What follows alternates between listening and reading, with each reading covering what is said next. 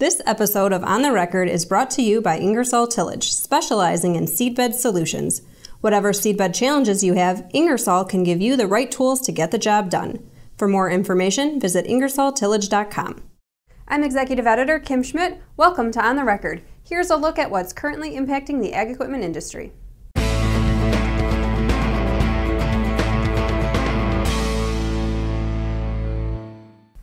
Deere Co. has announced changes to its leadership team, and it appears there's a youth movement taking place at the top. The board of directors elected John May President and Chief Operating Officer effective April 1st. May is just 49 years old. He will be responsible for leading Deere's efforts to maximize operational performance throughout the company. He's been with Deere for 22 years and joined the senior management team in 2012 as President, Agricultural Solutions and Chief Information Officer. Last year, he was named President, Worldwide Agriculture and Turf Division, with responsibilities for the Americas and Australia, the Global Harvesting, Turf and Utility, and Crop Care Platforms, and the Intelligent Solutions Group. Corey Reed will take over the position of President, Worldwide Agriculture and Turf Division, Americas and Australia, Global Harvesting and Turf Platforms, and Ag Solutions. Reed joined the group in 1998 and most recently has been President, John Deere Financial. He is only 48 years old. This week's dealers on the move include Heartland Ag Systems and MearTech Harvest. Heartland Ag of Ames, Iowa, and Ag Systems of Hutchinson, Minnesota have merged effective March 1st. Combined, they become Case IH's largest North American commercial application equipment distributor. The new organization has 9 locations and covers Nebraska, Kansas, Iowa, Missouri, North Dakota, South Dakota, Minnesota, Wisconsin, and part of Colorado, Wyoming, and Michigan. The combined entity will be called Heartland Ag Systems. Class dealership MearTech Harvest has opened a new store in Boyle, Mississippi.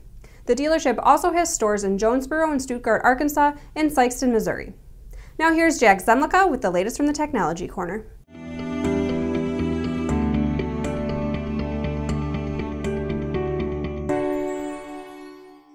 Thanks, Kim. One of the key aspects to advancing wireless machine-to-machine communication is the capability to have reliable cellular coverage, especially in rural areas. As manufacturers, developers, and engineers refine the performance of next-generation tools to be field-ready, steps need to be taken to ensure new automated or sensing technologies are well connected. Dr. J. Alex Thomason, professor in the Department of Biological and Agricultural Engineering at Texas A&M, notes that the real difficulty is the lack of infrastructure to support real-time and rapid communication of large data sets in rural communities. We caught up with Dr. Thomason at the recent Agricultural Engineering Technology Conference in Louisville to get his outlook for improving rural broadband capabilities as a pathway to telematic adoption. Recently, the U.S. Department of Agriculture has been interested and is beginning to support the growth of broadband into rural areas in the U.S., which I think is a great thing. My sense, though, is that they're predominantly thinking about rural businesses and residences, and they're not considering the field level, broad-scale availability of broadband wireless. So I think we've got to ultimately come up with different infrastructure solutions. To be honest with you, it's probably too expensive to ever have 5G coverage everywhere in the country, but there are ways I think that we can develop systems that are point-to-point, that are roving systems on some of these machines, and I think that that's some of the technology that we're going to see develop over the next 5 to 10 years. Dr. Thomason adds that while the digital groundwork is already in place in many respects, it's going to be a matter of deciding the most affordable approach to implementation. Back to you, Kim. Thanks, Jack. Alamo Group, manufacturer of infrastructure and agriculture equipment, reported its net sales were up nearly 11% in 2018, surpassing the $1 billion mark for the first time in the company's history. Alamo also reported record net income of $73.5 million, which was up 65.8% versus 2017. 3 2017 acquisitions added $64.9 million in net sales and $5 million in net income in 2018. For the fourth quarter, the company posted net sales of $256 million and net income of $16.6 million, which was up 412%. Both of these were record setters for Alamo. Most of the improvement came from Alamo's industrial division, which posted a 14.6% increase for the full year and was up 8.7% in the last quarter of 2018. The company's agricultural sales for the full year were up 3.4%, but down 1% in the fourth quarter. Despite ongoing headwinds in agriculture, Ron Robinson, Alamo Group's president and CEO, says the company's ag division held up pretty well. He says, "Our sales for the year were up modestly and margins held steady despite the market challenges. Our bush hog, rhino, and Schulte operations all produced solid results for the year, though we are all concerned the market conditions are likely to continue to constrain results as we move into 2019. Alamo also reported that it closed on the Dutch power company BV acquisition. The Netherlands firm manufactures a variety of landscape and vegetation management machines and attachments. The February Purdue University CME Group Ag Economy Barometer, which is an index measuring the health of the U.S. ag economy, showed slight declines, going down 7 points to 136 compared to 143 in January.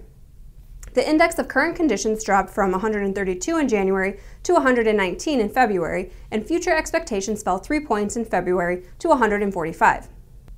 Similar to the decline in farmer optimism, attitudes toward large investments, which include machinery purchases, also faded according to the Large Farm Investment Index, dropping to 50 points in February, a 12-point fall from the previous month.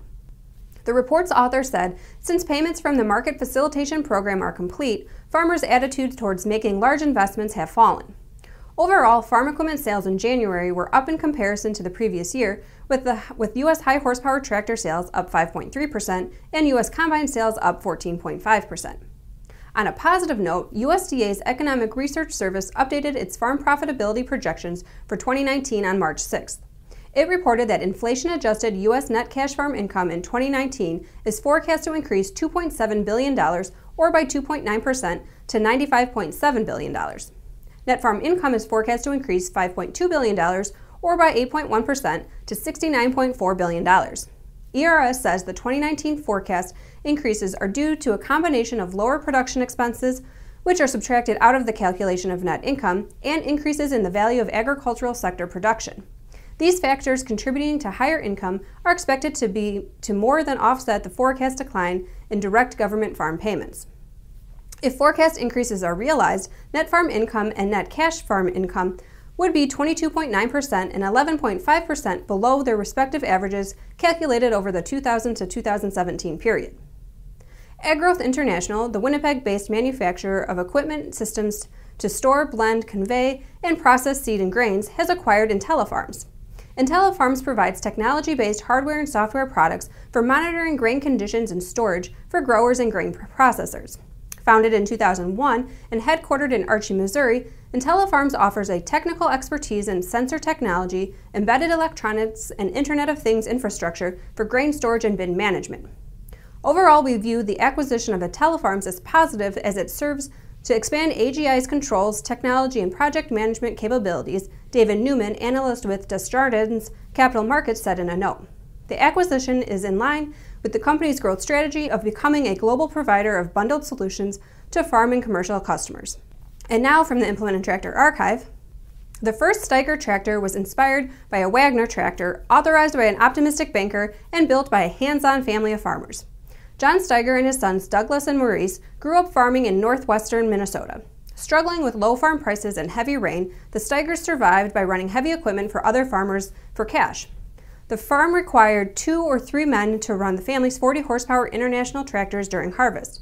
The Steigers became aware of the 100-plus horsepower Wagner tractor and saw that with such a machine, John Steiger could do most of the field work on his own, and the boys could focus on contract work to keep the cash flowing. Douglas asked the president of the Union State Bank for a loan of $20,000 to buy a new Wagner tractor.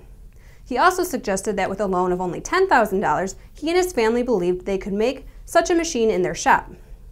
The banker told them to build, and during the fall of 1957 and winter of 1958, the Steigers worked day and night to create the Steiger No. 1, wrapping a hand-built frame, power divider, and more around a 426 cubic inch GM 6-cylinder diesel pumping out 200 horsepower.